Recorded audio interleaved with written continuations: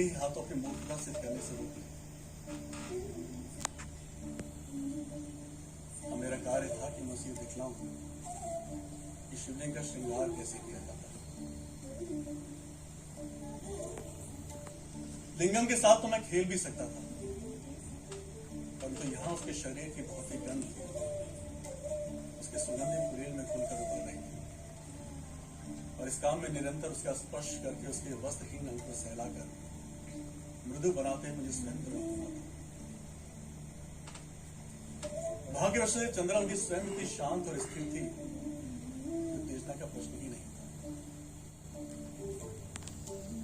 मुझे विभिन्न प्रकार की लंबाई के हार चुनते हुए, ये सोचते हुए कि कौन सा हार किस अवयव को शोभा देगा, एकाग्रचित होकर उसे देखती है। कई बार उसी की गड़ी हुई सर्पिलता ने अलंकार को आकार दिया। मोगरे की कलियों के गजरों को मेरे निर्देशन की कोई आवश्यकता ही नहीं। एक आध बार जब धागा उसकी मांसलता को चुभा तो दर्द से उसका हिचकना मैंने देखा। फिर वो कहती, आगे बढ़िए ना। जैसे जैसे श्रृंगार की एक पूरी दुनिया मेरे सामने उभर रही थी, लिंगम के लिए मेरे मन में विचारों का आवागमन जारी रहा।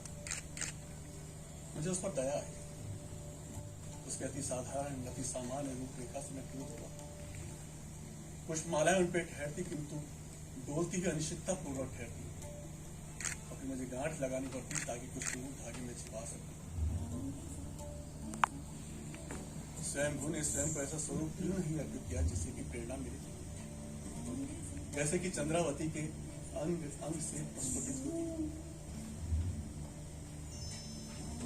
मैं उसे सजाता गया, निशब्द। गुड़िया कमरे से अंदर बाहर होती रही। आरंभ में मैं झल्लाया, परंतु चंद्रावती ने इशारे से उसकी अनदेखी करने को कहा। मेरा कार्य पूर्ण हुआ। चंद्रावती ने एक बड़ा सा दर्पण मंगवाया।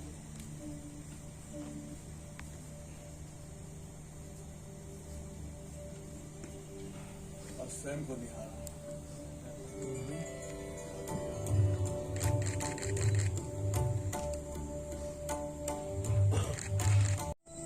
आपको पता है मैं आपका कितनी देर से इंतजार कर रही थी। अब अगर आप लग गई तो इसमें मेरा क्या कसूर? आज हमारे छोटे सरकार के दर्शन तो होने से रहे। चलो अच्छा है, कम से कम मेरे सरकार ने तो ऐसा नहीं किया। उसने हाजिर जवाब दिया और हंसी। इसी हंसी के आगे मैंने सदा अपने आप को निहत्ता पाया। उस रात संभोग नहीं। चाहता था चंद्रावती चुपचाप मेरे पास सो जाए, और उसे पुष्प चाहिए।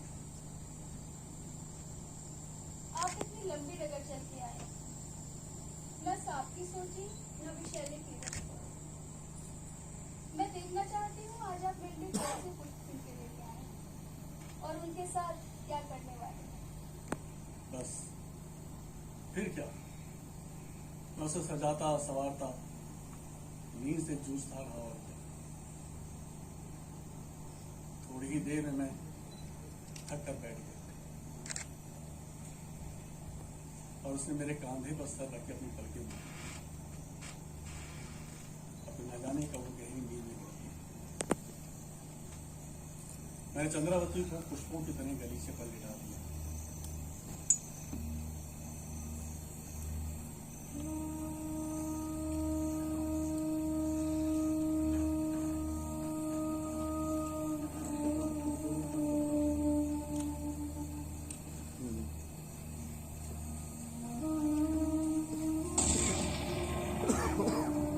तोप चली।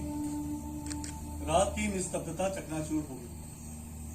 वास्तव में वो आवाज थर से ज्यादा नहीं, और उससे चंद्रावती की गहरी नींद में लहर टकराई। वर्षों बरस उस आवाज को सुनने का अभ्यास था मुझे। फिर आओ देखा ना था, झट उठ खड़ा हुआ, उसके बालों से पुष्प खींच निकाले, उसे अपनी पोटली में जमा करने लगा।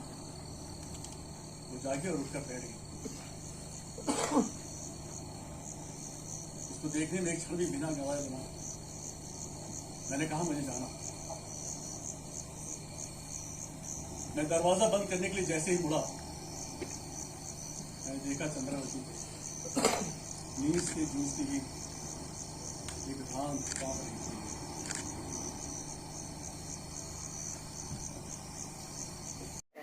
झलक गंगवार।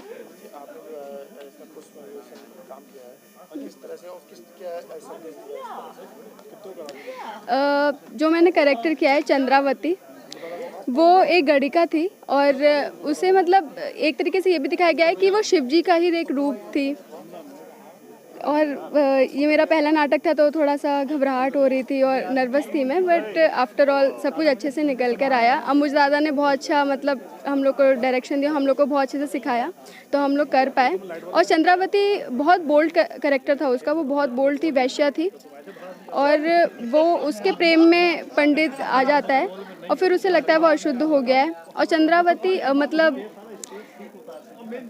मेरा तो पहला ही कैरेक्टर था तो अमेजिंग था मेरा एक्सपीरियंस करना।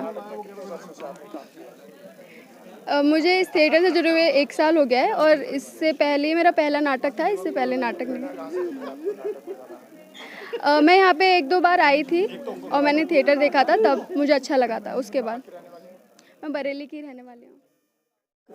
मैं अम्मुस कुकरी थी। ये नाटक जो पुष्प है, इसमें क्या संदेश दिया है जनता के लिए, किस तरह से? सर संदेश, हर नाटक में संदेश को कोई आवश्यकता नहीं होती, क्योंकि नाटक में एक एक्चुअली ये संदेश जो जाता है इसमें, ये एकल है, एक्चुअली ये पूरा एकल प्ले है।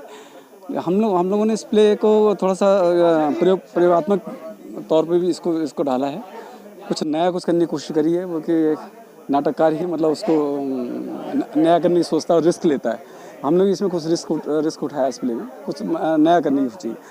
तो बाकी प्ले तो कन्नड़ में लिखा गया था, बाद में इसका रूपांतर हुआ हिंदी में। उसके बाद ये शुद्ध हिंदी के इसमें शब्द हैं जो कि इस प्ले की ये समझिए कि मेन मर्म इसका जो जान है वो मेन इसका प्ले ही है। बाकी माध्यम यह है कि ईश्वर के प्रति जो आस्था होती है इंसान की, और उसके प्रति आस्था होती है, अगर वो गलत रास्ते में भी चला जाता है और लेकिन ईश्वर के प्रति अगर आस्था है तो फिर अगर उसको अपना अगर पश्चाताप होता है तो ईश्वर उसको वहीं के वहीं उसको माफ़ कर देता है। और वो यही इस प्ले में है कि वो एक गलत रास्ते में भटक गया था, एक पत्नी उसकी थी एक, उसके बावजूद वो मतलब एक गणिका, एक वैश्या के चंगुल में आ गया था। और उसके बावजूद भी उसने जब उसको पश्चाताप हुआ तो शिव ने उसको स्वीकार किया। मेन यही कि मतलब शिव भक्ति जो है, आप श्रद्धा से किसी को पूजते हैं तो वो अंत तक आपका साथ के लिए साथ में खड़ा रहता है। ये एक खास तौर पे इस प्ले का माध्यम से। सब बरेली के हैं सर, सारे बरेली रंग बनाए रंगमंडल के कलाकार हैं सर, सारे वही।